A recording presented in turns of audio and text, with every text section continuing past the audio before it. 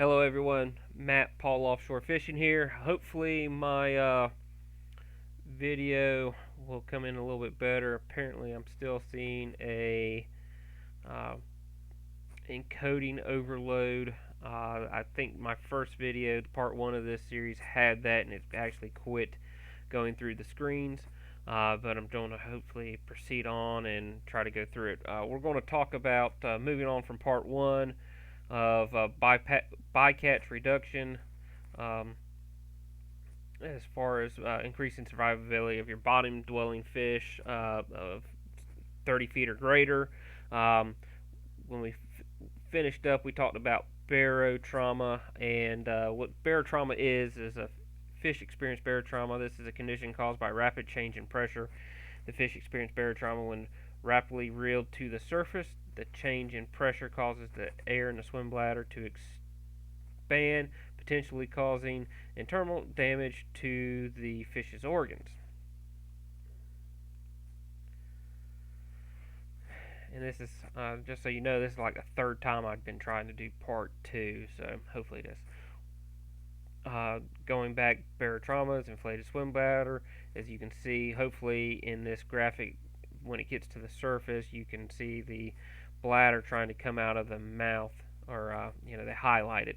Uh, Barotrauma can occur when a fish is brought up from depths as shallow as 30 feet, is most common if fish reeled up from 70 feet or greater, and becomes more severe when reeled up from deeper depths.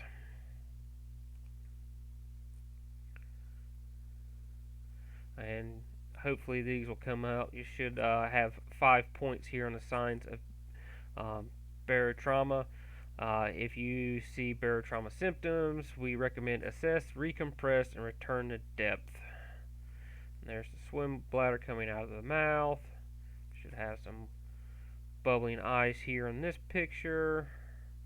Should have some bubbly scales, a bloated stomach, and intestines coming out of the anus.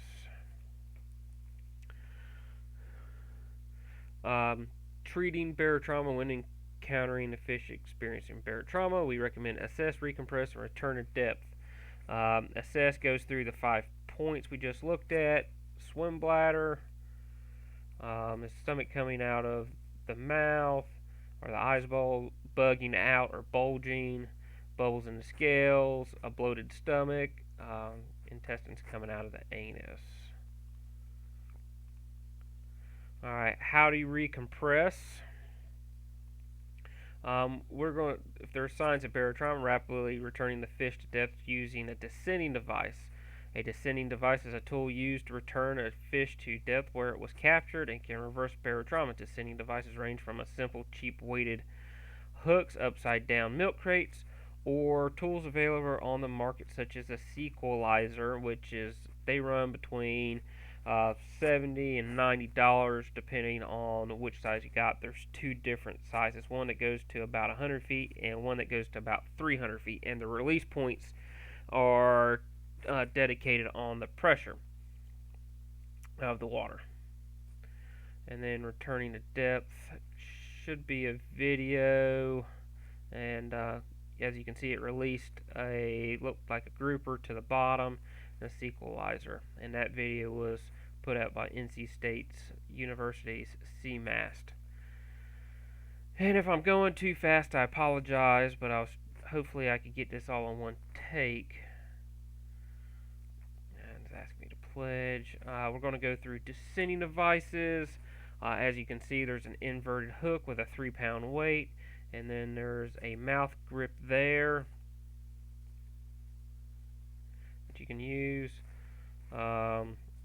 Here's a little thing here. It's going to ask me yes or no on release, and we're going to skip that and go to next on here. As far as the types of descending devices, you have a mouth grab, which the sequelizer is one.